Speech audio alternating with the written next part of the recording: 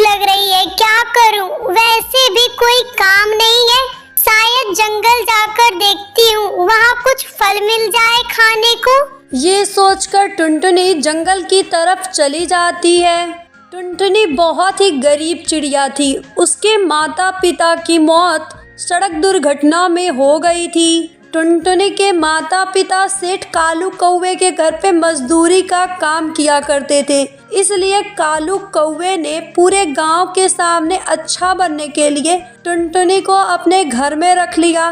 लेकिन सच ये था कि टुनटुनी के रूप में कालू कौवे और उसकी पत्नी को मुफ्त का नौकर मिल गया था।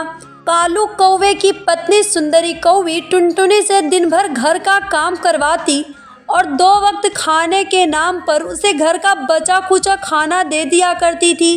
कभी कभी तो थालियों की जूठन भी पकड़ा दिया करती थी। लेकिन इस समस्या का एक हल था टुनटुनी के पास। उसे जब भी भूख लगती वो घने जंगलों में पहुंच जाती थी और वहां पर खाने के लिए कुछ न कुछ मिल जाता था। उस दिन भी ऐसा ही हुआ। अरे वाह, ये आम कितने मीठे हैं।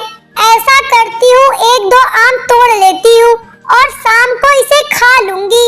ऐसा कहकर टुनटुनी कुछ और आम तोड़ लेती है और उन्हें खाते हुए कालू कौवे के घर की तरफ चल देती है। वो आम खाते हुए ही जा रही थी, तभी अच्छा, तो तू यहाँ बैठकर आम खा रही है, कामचोर कहीं की। ये आम कहाँ से आया रे? मालकिन, वो ये आम हमारे बगीचे से चुरा कर लाई है ना। रुक जा, आज तो तेरी खैर नहीं। सुंदरी कौवी ने टुनटुनी को पूरी बात कहने ही नहीं दी और उसे लेकर कालू कौवे के पास गई। देखो जी, मिल गई हमारे आमों का चोर। ये घर का काम छोड़ के हमारे बाग से आम चुरा के खा रही थी।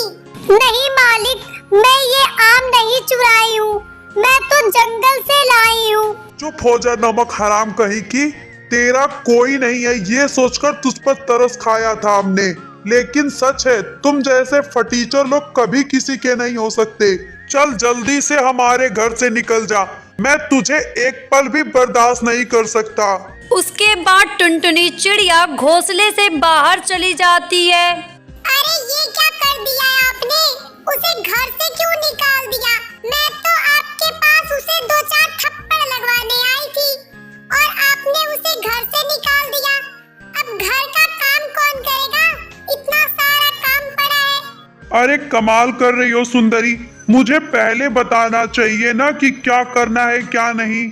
अभी तो घर से बाहर निकाल दिया है तो अभी बुला नहीं सकते, और ससुरी वैसे भी अनाथ है, 1-2 दिन में खुद पे खुद वापिस आ जाएगी जब पेट में भूख की आग लगेगी। सुंदरी कौवी कालू कौवे से बहुत ही ज्यादा गुस्सा हो जाती है और मुंह फुलाकर बैठ जाती है। सुंदरी कौवी और कालू कौवे को यही लगता था कि टुनटुनी 1-2 दिन में वापिस आ जाएगी, लेकिन टुनटुनी के साथ जो होने वाला था वो कोई सपने में भी नहीं सोच सकता। माँ बाबा, आप मुझे छोड़कर क्यों चले गए? अब मैं कहाँ जाऊँ? मेरा तो कोई घर भी नहीं है। टुनटुनी चिड़िया जोर जोर से रोए जा रही थी। उसे कुछ नहीं सूझ रहा था कि वो क्या करे। तभी टुनटुनी चिड़िया की नज़र नीचे पड़ती है। वो देखती है कि बहुत सारी चिड़ियाएँ रसीले आम का मज़ा ले रही हैं। तभी उसके दिमाग में एक आइडिया आता है। वो वहाँ से उड़ती है और उड़ते उड़ते जंगल में पहुँच जाती है, उसी आम के पेड़ के पास जहाँ से उसने आम तोड़कर खाया था। तभी आम भाई, एक तुम ही हो जिन्होंने बिना मुझे मारे और बिना अपना काम कराए फल को खाने को दिया है। क्या आप मुझसे दोस्ती करोगे? टुनटुनी के ऐसा कहते ही आम की डालियां जोर जोर से हिलने लगती हैं और वहां एक तेज हवा का झोंका आता है, जिससे आम के नीचे की सारी पत्तियां हट जाती हैं। ऐसा लगता है मानो पेड़ ने टुनटुनी को बैठने के लिए जगह दी हो, जिसे देखकर टुनटुनी बहुत ही खुश होती है। धन्यवाद आम भाई। ये कहकर टुनटुनी उस आम के पेड़ के पास जाकर बैठ जाती है और घर के बारे में सोचने लगती है।